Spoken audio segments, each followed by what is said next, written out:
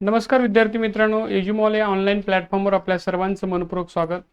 महाराष्ट्रामध्ये 27 सप्टेंबर रोजी होणाऱ्या सेट परीक्षेसाठी म्हणजे प्राध्यापक भरतीच्या परीक्षेसाठी आपण जी पात्रता परीक्षा आहे त्या परीक्षेसाठी वेगवेगळे वैकल्पिक विषय घेऊन आपण त्या संदर्भामध्ये मार्गदर्शन करत असतो आपल्या ऑनलाईन प्लॅटफॉर्मच्या माध्यमातून.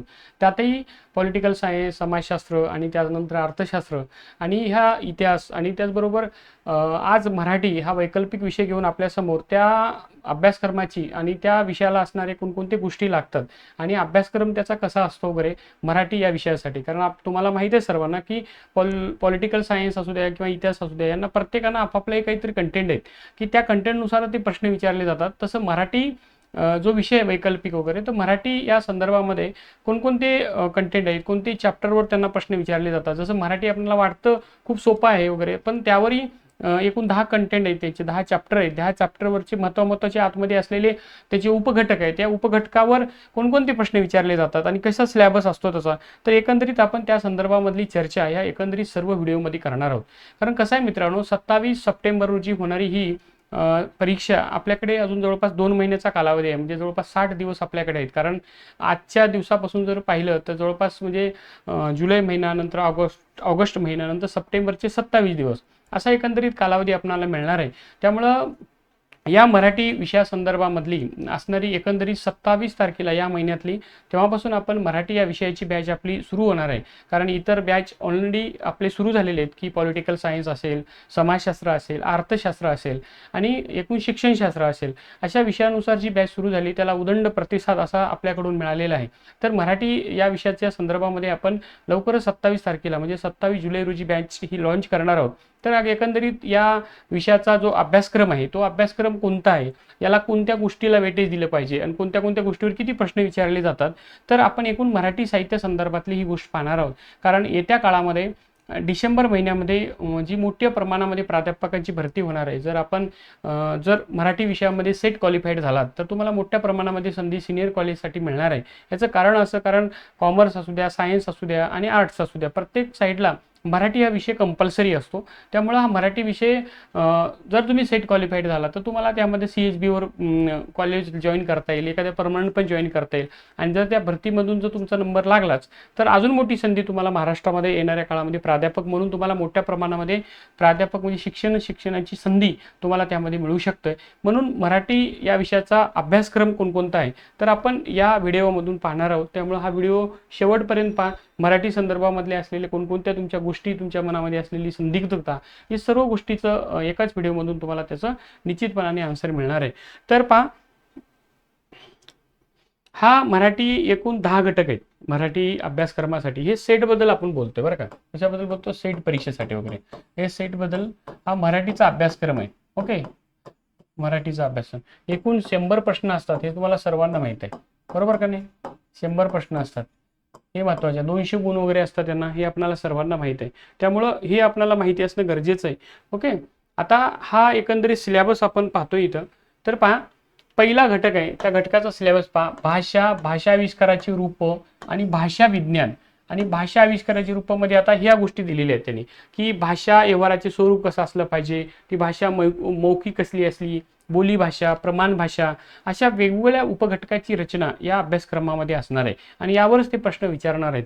त्यानंतर पहा, भाषानंतर भाषेसाठी कोणकोणते दृक्सावे आपल्याला मिळणार आहेत वगैरे, कला, भाषा आणि सादरीकरणाचे ह्या गोष्टी, साहित्याचं माध्यम म्हणून भाषेचं कार्य आणि साहित्याची या भाषेचे वैशिष्ट्ये कोणकोणते आहेत, अशा एकंदरीत या घटकावरच ते प्रश्न विचारणार आहेत. त्यामुळं आपल्याला नेहमी वाटतं की मराठी साहित्य संदर्भामध्ये हा मोठा, खरं तर पाहिलं तर वास्ट अभ्यास म्हणजे मोठा व्यापक असा अभ्यास आहे. कारण त्या गोष्टीचं तुम्हाला माहिती असणं गरजेचं आहे, तरच मराठीमध्ये सीट क्वालिफाईड होणं निश्चितपणानं सोपं जातं. ओके, पुढे पाहता, आता व्याकरण. आता व्याकरणावर खूप सारे प्रश्न विचारून गेले आणि प्रत्येक कंटेंटवर एकूण घटक किती आहेत लक्षात ठेवा तुम्ही आधी. मराठी अभ्यासक्रमासाठी एकूण 10 घटक आहेत. ओके, 10 घटकावर एक असा अंदाज जवळपास आहे निश्चितपणा की 10 प्रश्न प्रत्येक घटकावर येतात. मग असे एकूण 100 प्रश्न होतात बरोबर का नाही. तर हे लक्षात ठेवा. आता हा दुसरा बघा, व्याकरणावर शब्दाच्या जाती म्हणजे काय, विभक्ती, प्रयोग, क्रियापद, समास, अलंकार, प्रत्यय आणि ह्या गोष्टीवर ते प्रश्न निश्चितपणे विचारणार आहेत. आता पहा, 2025 मध्ये झालेला मराठीचा पेपर माझ्याकडे आहे तर या पेपरमध्ये तुम्हाला मी फक्त व्याकरणाच्या संदर्भामध्ये जसं जसं कंटेंट येतील तसं मी तुम्हाला अभ्यासक्रमावर विचारलेले प्रश्न सांगतो तुम्हाला की व्याकरण. आता बघा, पहिलाच प्रश्न आपण जो पहिला कंटेंट होता त्यावर पहिला कुठला प्रश्न आहे की मानवी भाषा ही उपजत नसली तरी भाषिक क्षमता मात्र उपजत असतं, हे विधान कितीपत बरोबर आहे? पूर्ण बरं आहे की म्हणजे पूर्णता बरोबर आहे, हे पूर्वात बरोबर आहे, उत्तरार्धात चूक आहे, त्याच्यानंतर संपूर्ण विधान चुकीचं आहे, असे प्रश्न वगैरे असणार आहे. त्यामुळं अजून एक सर्वात मोठा फायदा की सेटनं जो काही सिलेबस बनवून ठेवलेले आहे त्यावरच प्रश्न विचारले जातात. आव्हान तर एकही प्रश्न विचारला जात नाही. त्यामुळे तुम्हाला अभ्यास करण्यासाठी एक साचेबंदपणा ठेवून दिलेले आहे, त्यामध्येच ठेवून तुम्हाला तो अभ्यास करता गरजेचा आहे. त्यानुसार तुम्हाला पास होण्याची मोठी संधी आहे. ओके, पुढे पहा, भाषेची उत्पत्ती कशी झाली? ओके, उपपत्ती कशी झाली? भाषाकुल संकल्पना. ओके, त्याच्यानंतर स्वप्न, नंतर काय स्वप्न, नंतर सोनीम, सोनांतर, हे पद, हे पदीम आणि पदांतर आणि वाक्य विचार, अशा वेगवेगळ्या कन्सेप्टवर मराठीच्या वगैरे संकल्पना आहेत मराठीच्या, त्यावरच ते प्रश्न विचारले जातात आणि त्यावर आपल्याला पेपरमध्ये सुद्धा येतं.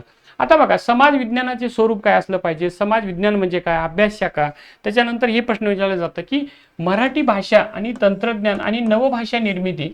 आता लक्षात ठेवा, भाषा आणि बोलीभाषा, तर महाराष्ट्रामध्ये विचारलेल्या वेगवेगळ्या जे भाषा आहेत बोलीभाषा, तर तिथे नावं दिली आहेत बघा. अहिराणी भाषा, कोकणी, मालवणी, पावरा, पावची, तावडी, तडवी, चंदगडी, भिलाऊ, झाडी, ओके, वराडी, घाटी, भिल्ली, डांगी, दखनी, अशा वेगवेगळ्या भाषा महाराष्ट्रामध्ये समाजात बोलल्या जातात.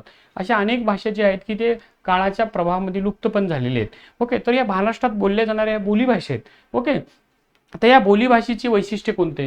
प्रमाण भाषा आणि बोलीभाषेचं वेगळं वैशिष्ट्य कोणतं? ओके, त्या दोन्हीमधला फरक कोणता? यावरच प्रश्न विचारले जातील.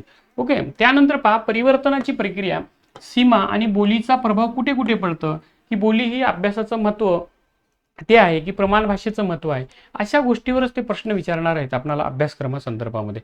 ओके, त्यानंतर पहा की समाज भाषा वैज्ञानिकचा दृष्टिकोन कोणता आहे? जे भाषा वैज्ञानिक आहेत त्यांचा कोणकोणता वैज्ञानिकपणा दृष्टिकोन आहे भाषा विज्ञानच्या संदर्भात, तेवर विचारले जातं. आणि आता बोली भाषेसमोरील कोणकोणते आव्हाने आहेत? जर तुम्हाला प्रश्न आला की बोली भाषेवरील सध्याचे कोणकोणते आव्हान, बोलीभाषा ही काळाच्या संकटामध्ये, काळाच्या याच्यामध्ये ती लुप्त होताना आपल्याला बरेच बोलीभाषा दिसतात, कारण ग्रामीण भागात अनेक बोलीभाषा आपल्याला दिसलेल्या आहेत, परंतु ते आता त्या प्रमाण लोक संपल्यामुळं ती बोलीभाषा आता बोलत कोणी नाही. त्यामुळं बोलीभाषेपुढे आव्हाने कोणकोणते आहेत ते तुम्हाला निश्चित माहिती असणं गरजेचं आहे, ते विचारलं जाते. पुढे घटक 2 पहा की संस्कृती संकल्पना आणि वाङ्मय निर्मिती पहा.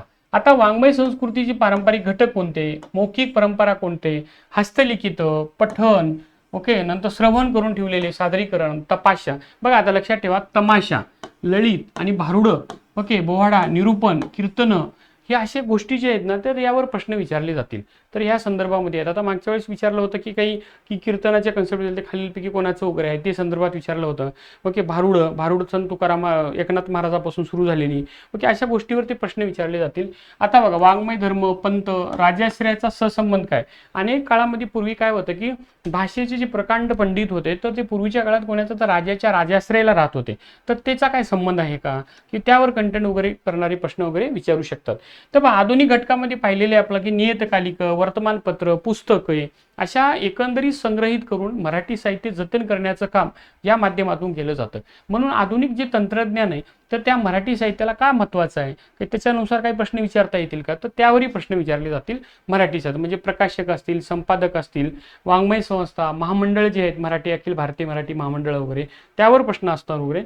ओके, पुढे आता पहा, ग्रामीण अभिरुची, लेखक, वाचन याचं आदान प्रदान करण्याची पद्धती वगैरे यामध्ये दिसताना आपल्याला कळून येतात. आता भाषा शुद्धी, ओके, वाङ्मय याच्यावर करण्यासाठी आता भाषिक प्रबोधनामध्ये वाङ्मय संस्कृतीचं योगदान किती महत्त्वाचं आहे, जसं की सत्य शोधे की जलसे, जे आता सध्या परिवर्तनासाठी आहेत, की नंतर त्याबरोबर आंबेडकरी जलसे, ओके, मेळे इत्यादी गोष्टी होतात. आता जसं संयुक्त महाराष्ट्राची चळवळ झाली तेव्हा महाराष्ट्र हे करण्यासाठी वगैरे मराठीमधले अनेक जसं अण्णाभाऊ साठे असतील, अमर शेख असतील, तर यांनी महाराष्ट्र एकत्र करण्याचं काम वगैरे त्या काळात केलेलं आहे, त्यावरही प्रश्न विचारले जातील. पथनाट्य असतील, निबंध वाङ्मय या संदर्भातले असतील, या गोष्टीवर त्यामध्ये विचारले जातील. जसं साहित्य संमेलनातील परिवर्तन असतील, वादविवाद ह्या गोष्टी भूमिका असतील, यावरही प्रश्न त्यामध्ये काय होतं विचारलं जातं. ओके, पुढे आता तिसरा युनिट बघा, भारतीय तत्वाची संकल्पना आणि भाषात्मकची मीमांसा कशी केली जातं यावर प्रश्न असतो. जसं की पहा, आंतर भारतीय साहित्याचं मराठीत भाषांतर कसं झालं, ओके, भाषांतराच्या समस्या कोणत्या, प्रभाव अभ्यासाची संकल्पना, यावरही प्रश्न विचारलेला आहे, वर लक्षात ठेवा. त्याच्याबरोबर काय की नंतर बघा सुनीत, कादंबरी, गझल, ओके, हायकू आणि अभंगाचा आधुनिक कवितेवर पडणारा प्रभाव, अशा वेगवेगळ्या नाट्य प्रभावामध्ये सुद्धा प्रभाव महाराष्ट्रामध्ये येऊन गेला. त्यावरही प्रश्न यामध्ये विचारताना आपल्याला दिसून येतं. जसं की लोककलेचा मराठी रंगभूमीवर कोणता प्रभाव पडला मराठी साहित्यामध्ये वगैरे, त्यावरही प्रश्न असतात वगैरे.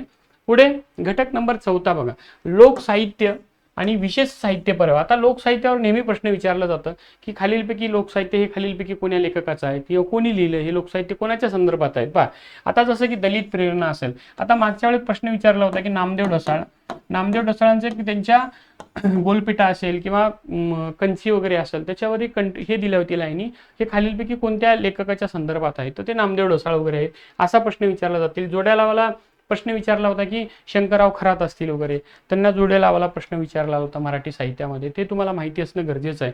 म्हणजे याचा अर्थ काय होतं की यांच्या ज्या कथा कादंबऱ्या आहेत, बरोबर का, कथा कादंबरी, ओके, ह्या ज्या गोष्टी आहेत ना, हे तुम्हाला प्रश्नामध्ये विचारलं जातं, हे लक्षात ठेवा. पुढे पहा, दलित साहित्याचा इतिहास विचारला जाईल तुम्हाला. त्यामध्ये कथा कोणत्या, कविता, कादंबऱ्या, रंगभूमी, आत्मकथन आणि वैचारिक. आता एखाद्या वेळेस आत्मकथन विचारलं समजा की कोणतं, की दलित साहित्यातलं विचारलं, तर आत्मकथन विचारलं समजा की आठवणीचे पक्षी हे खालीलपैकी कोणाचं आहे असं जर विचारलं समजा, आठवणीचे पक्षी हे कोणाचं आत्मचरित्र आहे, तर हे कोणाचं आहे, प्र.इ. सोनकांबळे यांचं ते पुस्तक आहे. म्हणजे असं अनेक तुम्हाला आत्मचरित्र विचारले जातील. आणि ह्या वेळेस प्रश्नपत्रिकेमध्ये भरपूर कादंबऱ्या, कथा, कविता संग्रह यांच्या डायरेक्ट लेखकाचे आणि कवितेचे नावं वगैरे ते विचारलेले आहेत पेपरला. ओके, पुढे ग्रामीण साहित्य संदर्भामध्ये सुद्धा विचारलेले आहे. रा. बोराडे असतील यांच्यापासून सर्वांचं साहित्य ते विचारलेलं आहे. तर ग्रामीण साहित्याचा इतिहास विचारताना ते ग्रामीण साहित्यामध्ये कथा येतात, कविता येतात, कादंबऱ्या येतात वगैरे, त्यामध्ये वेगवेगळे नाट्य विचारले जातात. त्यामुळे ग्रामीण साहित्याची रचना कुठून सुरुवात झाली, ग्रामीण साहित्याच्या एखाद्या पुस्तकाचं नाव विचारलं जाईल. जसे की आता बदलते बोरगाव असेल, हे खालीलपैकी कोणाचं पुस्तक आहे किंवा कोणाची कथा संग्रह आहे, तर ते नागनाथ कोत्तापल्ले यांचं वगैरे आहे. ओके, त्यामुळे हे असे अनेक गोष्टी. आता पाचोळा असेल, ओके, पाचोळाकार खालीलपैकी कोणाला म्हटलं जातं, हे कारण पेपरमध्ये विचारलेले आहेत. आता 2025चा पेपर माझ्याकडे बघा विचारलेला आहे. रागळ वेळ, आता तुम्हाला इथं थोडक्यात थोडं सांगतो याच्यामध्ये आपल्याला, म्हणजे थोडक्यात तुम्हाला माहिती असलं पाहिजे की काय विचारलं प्रश्नपत्रिका. ओके, इथे लिहितो मी कडेला, पहा इथे विचारलेलं आहे की रागवेळ ही कादंबरी आहे बरं का, कादंबरी खालीलपैकी कोणी लिहिलेले आहे, नाव सांगितलं म्हणले, 4 ऑप्शन दिलेले आहेत. त्याच्यानंतर दुसरं काय दिलेलं आहे बघा, इथे लिहितो काय लिहिलंय, 72 मैल ही कलाकृती कोणाची आहे, कलाकृतीचे लेखक हे असं विचारले प्रश्न, म्हणजे हे तुम्हाला माहिती असणं गरजेचं आहे. त्याच्यानंतर पुढे काय, ओके, वाङ्मय शारदेचे नुपूर हा ग्रंथ कोणी लिहिला, माच हा लोकनाट्य प्रकार कोणाचा आहे असं पण विचारलं त्यांनी बघा. माच नावाचा लोकनाट्य प्रकार, ओके, नाट्य प्रकार हे खालीलपैकी कोणाचा आहे असं विचारलंय. म्हणजे याचा अर्थ हे रंगभूमी, कादंबऱ्या, आत्मकथना, वैचारिक चरित्र यावरच प्रश्न विचारले जातील. ओके, तर त्या गोष्टीची आपल्याला सर्व माहिती असणं गरजेचं आहे. तर आपण काय करतो की 27 तारखेपासून जी आपली बॅच सुरू होणार आहे, तर त्या बॅचमध्ये या सर्व कथा, कादंबऱ्या, दलित साहित्य असतील, आदिवासी साहित्य असेल, ह्या संदर्भामधल्या जे लेखक आहेत, जे कथा कादंबरी आहेत, त्यांच्या संदर्भामध्ये आपण त्या ठिकाणी चर्चा करणार आहोत. त्यामुळे अभ्यासक्रमानुसार सोयीस्कर या गोष्टी होताना आपल्याला काय होतं दिसून येतात. पुढे पहा, अजून कोणता सिलेबस आहे, 5वा घटक बघा, वाङ्मय इतिहासाचा अभ्यास वगैरे कुठला, तर पहा संकल्पना, ह्याचं काय होतं की लेखनाचे दृष्टिकोन कुठले आहेत, की विविध राजवटीमध्ये वाङ्मय साहित्य कसं प्रगत होत गेलं, किंवा तिथलं राज्याश्रय कसं मिळाला, किंवा इथं लेखन पद्धतीचा वगैरे या गोष्टीमध्ये उपयोग वगैरे कसा झाला, या गोष्टीमध्ये आहे. तर त्याचं दिलेलं आहे बघा की सुरुवातीला आरंभपासून तर 2015 पर्यंत, हे लक्षात ठेवा, यावर प्रश्न विचारले जातील. म्हणजे सुरुवातीला कुठून सुरुवात झाली आणि 2015 पर्यंत विचारले, म्हणजे 16च्या नंतरचं वाङ्मय प्रकाराबाबतचे प्रश्न विचारले जात नाही. त्यामुळे आपल्याला अभ्यास करताना 2015 पर्यंत करावा लागणार आहे. ओके, पुढे आता 6वा घटक बघा, वाङ्मय चळवळीचे स्वरूप कसं असणार आहे, तर मराठीत वाङ्मय चळवळीचे समाजशास्त्र, भक्ती साहित्याची चळवळ. बघा असं म्हटलं जातं की संत नामदेव, ओके, यांच्यापासून असं बोललं जातं बघा, रसाळ नामदेवाचा काळापासून तर ढसाळ नामदेवापर्यंतचा काळ आला. आता ढसाळ नामदेव म्हणजे नामदेव ढसाळ, इथपर्यंत ही एकंदरीत लिंक लावली जातं मराठी साहित्यामध्ये. आता भाषा शुद्धीची चळवळ असेल, त्याच्यानंतर पुन्हा काय वाङ्मयची चळवळ असेल, अनियतकालिकाची चळवळ असेल आणि दलित साहित्याची चळवळ असेल. आता यावर सतत प्रश्न विचारून गेला. ग्रामीण साहित्याची चळवळ विचारण्यात आली, आदिवासी साहित्याची चळवळ वगैरे विचारण्यात येते. हे प्रश्न विचारून गेलेले आहेत. ते तुम्हाला मी थोडक्यात दाखवतो बघा कसं आहे. बघा आता झिमपोरी झिम ही कादंबरी कोणाची आहे? तीन दगडाची चूल हे आत्मकथन कोणाचं आहे विचारलेलं आहे बघा. तीन दगडाची चूल हे खालीलपैकी कोणाचं आहे? ते दलित किंवा आदिवासी साहित्याच्या संदर्भात वगैरे विचारलं जातं. ते पण तुम्हाला माहिती असणं गरजेचं वगैरे. पुढं काय विचारलंय बघा. प्रबोधनात्मक शाहिरी रचणाऱ्या कोणत्या शाहिरास महात्मा ज्योतिबा फुले यांचा सहवास लाभलेला आहे? खाली ऑप्शन दिलेले आहे. कालीचरण नंदगवळी, किसन फागू बनसोडे, शिवराम जानबा कांबळे, गोपालराव वलंगर यांच्यापैकी कोणाचं मिळालेलं आहे हे तुम्हाला माहितीच आहे. आता ओविते लावणी हे पुस्तक कोणी लिहिलं हे विचारलं जातं, कारण ही सर्व गोष्टी सिलेबसशी संदर्भात. कसं माहिती आहे का बघा, स्त्रीमुक्ती संदर्भातली एखादं पुस्तक वगैरे विचारलं तर या सिलेबसचा भाग आहे. त्याच्यानंतर शेतकरी चळवळीवरचं एखादं पुस्तक विचारलं, आदिवासी चळवळीवरचं पुस्तक विचारलं तर ते माहिती असणं गरजेचं आहे, कारण ते सिलेबसचा भाग आहे आपला. त्यामुळे काय होतं की वाङ्मयाची जी अभिरुची आहे, त्याच्यानंतर ह्या संघर्ष, सामाजिक सत्ता, नंतर संस्था या रिलेटेड असणाऱ्या पुस्तकासंदर्भात आहे. आता यामध्ये अजून कोणते कोणते बघा. खालीलपैकी गीता साने यांची कादंबरी कोणती? 12 बलुतेदार हा कथासंग्रह खालीलपैकी कोणाचा आहे असं आपण विचारले येत आहे. त्यामुळे अजून काय, दलित साहित्याचे नामाध्यान फुले आंबेडकरी प्रेरणेचे साहित्य असं खालीलपैकी कोणी म्हटलेलं आहे? दया पवार, यशवंत मनोहर, राजा ढाले, बाबूराव बागुल. म्हणजे काय विचारलं ते, कारण हे इथं सिलेबसचा भाग आहे, लक्षात ठेवा. काय इथं बघा, दलित चळवळ दिसतं तुम्हाला हो का. म्हणजे या संदर्भात आपल्याला रिलेट करणारे प्रश्न त्यामध्ये विचारले जातील. ओके, पुढे आता 7वा साहित्याचा प्रवाह. लक्षात ठेवा, आता साहित्याच्या प्रवाहाचे स्वरूप कसं आहे, त्याची व्याप्ती, मर्यादा या गोष्टीवर महत्वाचं आहे. आधुनिक साहित्य कसं तयार झालं. ओके,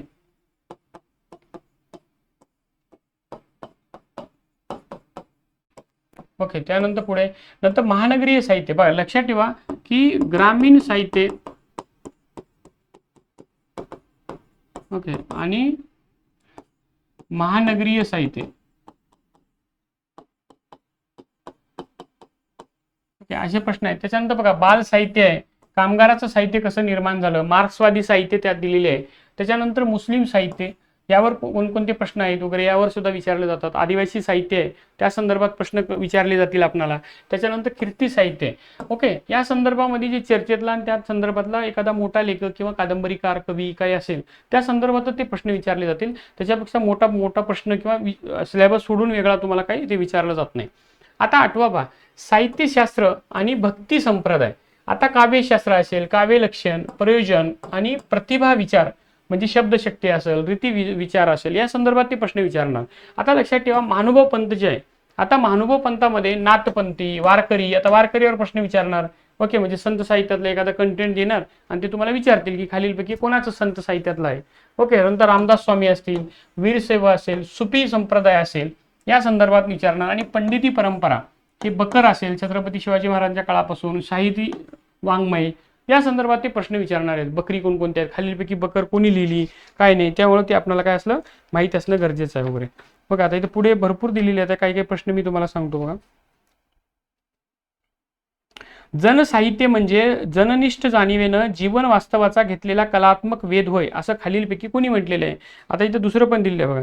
तुम्हाशी शरण बहुत मागे आले, तयाशी साहिले अपराध, तैसा मी पामार यातीही न देवा, माझा तो कुंडावा करा तुम्ही. आता हे खालीलपैकी कोणाचा अभंग विचारले, त्यांनी ऑप्शन दिले संत निर्मला, संत जनाबाई, संत सोयराबाई आणि संत चोखोबा. म्हणजे हे आपल्याला सिलेबसचा भाग आहे, कारण तो भक्ती साहित्यामध्ये येतो. त्यामुळे आपल्याला माहिती आहे, लक्षात ठेवा वारकरी इथं ह्याच्या संदर्भात येणार आहे. त्यामुळे आपल्याला महत्वाची जी काही हे करणार आहे काय म्हणतात त्याला, सिलेबसच्या भागानुसार जे आपले संत साहित्य असतील, भक्ती साहित्य असतील, बकरी असतील, पंडिती काव्य असतील, मग आपण ते कंटेंटनुसार आपण ते घेणार आहोत. त्यामुळं आपली जी बॅच आहे ती 27 तारखेला सुरू होते आणि 27 जुलै ते कधीपर्यंत राहणार आहे आपली, तर 27 तारखेला आपला पेपर आहे, बरोबर का नाही, 27 सप्टेंबर. त्यामुळं या एकंदरीत याच्यामध्ये ती बॅच सुरू होणार आहे आपली 27 सप्टेंबरमध्ये.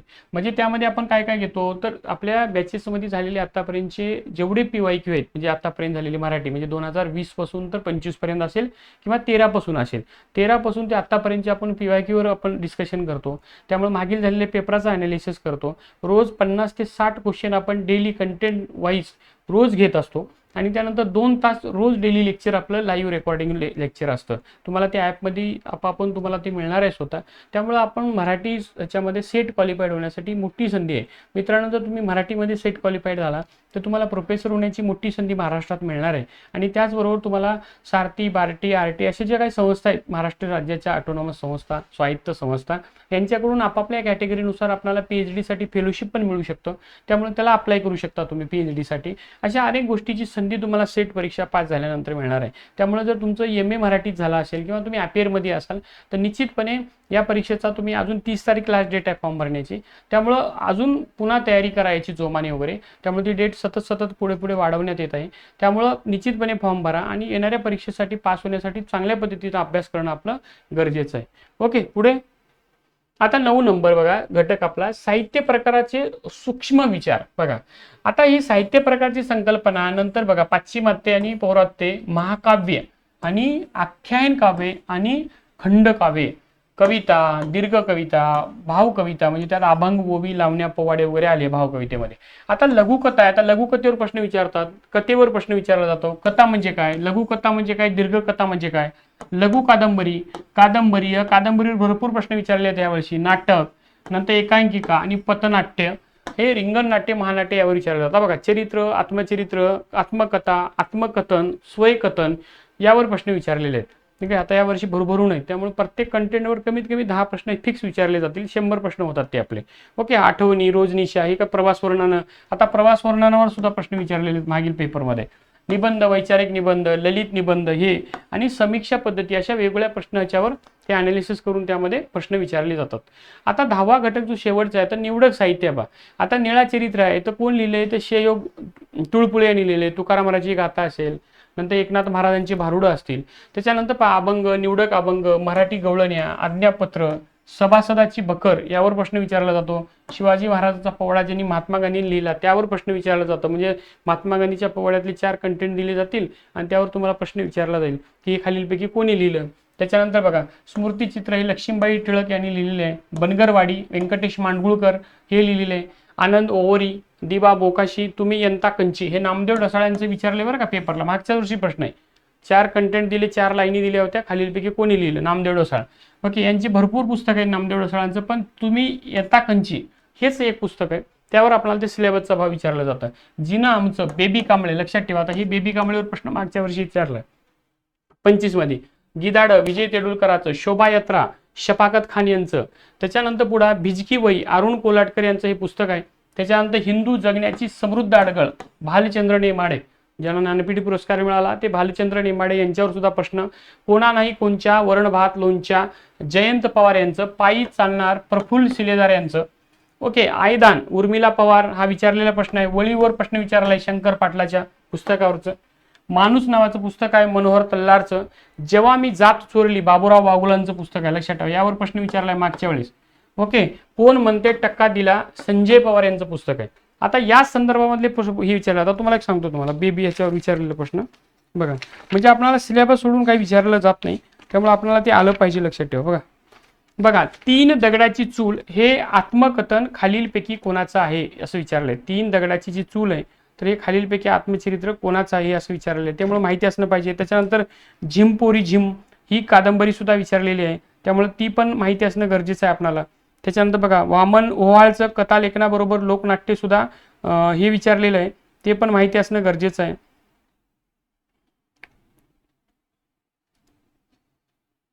ओके, आता बघा 3 दगडाची जी चूल आहे ना ते पेपरला विचारून गेलेलं आहे. तर हे कोणी लिहिलं, काय लिहिलं तर ते आपल्याला माहित पाहिजे. ते विमल मोरे यांनी लिहिलेले आहे 3 दगडाची चूल वगैरे. हे पुस्तकाचं नाव मागच्या वेळेस त्यांनी विचारलेलं आहे, त्यामुळे माहिती असणं गरजेचं आहे.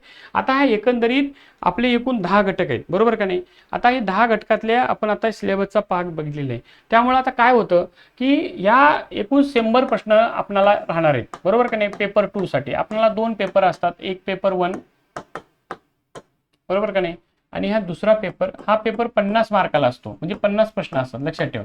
ओके, आणि दुसरा जो पेपर असतो ना पेपर 2, हे 2 असतो जो मराठी म्हणजे तुमचा विषय असतो, बरोबर का नाही. यांना 100 प्रश्न असतात आणि 200 मार्क असतात. ह्याला 2 तास असतात, बरोबर का नाही.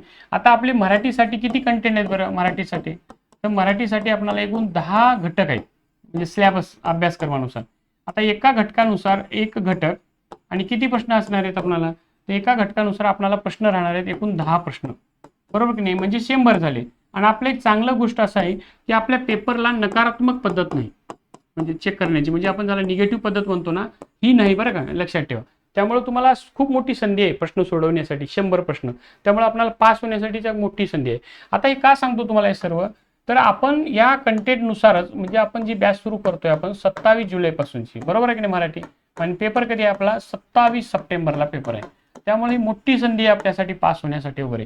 त्यामुळं या परीक्षेसाठी आपल्याला पास होणं, म्हणजे बऱ्याच गोष्टी आपल्याला वाटतं की मराठी MA माझं झालेलं आहे त्यामुळं सहज पास होऊ शकतो. त्यामुळे तुम्हाला नितांत त्याची मार्गदर्शनाची गरज असतं. त्यानुसारच आपण ते पास होण्याची मोठी संधी आहे. सेट परीक्षा पास होणं, तुम्ही जर पास झाला तर तुमचे त्याचे फायदे मी तुम्हाला व्हिडिओमध्ये सतत सांगितलेले आहे. त्यामुळं तुम्ही या कोणत्याही संदर्भामध्ये किंवा या अभ्यासक्रमासंदर्भात असेल किंवा या बॅचेसबद्दल असेल किंवा मराठी एकंदरीत विषयासंदर्भात काही अडचणी असेल, काही प्रॉब्लेम असेल, तर तुम्ही निश्चितपणे आमचा मोबाईल नंबर दिलेला आहे. त्या मोबाईल नंबरवर तुम्ही आम्हाला संपर्क करा. तुमच्या समस्येचं निराकरण करणं हे आम्हाला खूप आनंद वाटेल. त्यामुळं येणारी बॅच ही 27 जुलैपासून चालू होते मराठी संदर्भामधली. ऑलरेडी आपले पॉलिटिकल सायन्स, त्याच्यानंतर समाजशास्त्र, त्याच्यानंतर शिक्षणशास्त्र आणि त्याचबरोबर अर्थशास्त्र, अशा वेगवेगळ्या विषयाचे जे वैकल्पिक विषय आहेत त्याची बॅच आपली चांगली चालू आहे. त्याला उदंड असा प्रतिसाद मिळतो महाराष्ट्रातून. ओके, त्यामुळे आपण कंटेंट वाईज वगैरे गोष्टी घेतो. 2 तास रोज लेक्चर आपलं चालू असतं. त्या टेस्ट असतात 60-60 मार्काच्या डेली कंटेंट वाईज. तुम्हाला PDF स्वरूपात नोट्स वगैरे अवेलेबल करून भेटले जातात. आपली बॅच रेकॉर्डिंग आणि लाईव्ह अशी दोन्ही असतं, म्हणजे तुमच्या सोयीनुसार पण ते तुम्हाला पाहता येईल डबल पुन्हा. आणि पुढच्या परीक्षा आणि ह्या दुसऱ्या पेपर बरोबर आपण पहिला पेपर सुद्धा फ्री देतोय. म्हणजे पहिल्या पेपरची जी बॅच आहे ती सुद्धा आपल्याला ह्या दुसऱ्या पेपर बरोबर ती फ्री देतो. त्यामुळे हे संधीचं सोनं तुम्ही निश्चितपणे करून घ्या. सेट परीक्षेसाठी तुम्हाला मनपूर्वक शुभेच्छा. काही अडचणी आल्या तर ह्या मोबाईल नंबरवर आम्ही संपर्क करा. तुमची वाट पाहू. तोपर्यंत नमस्कार.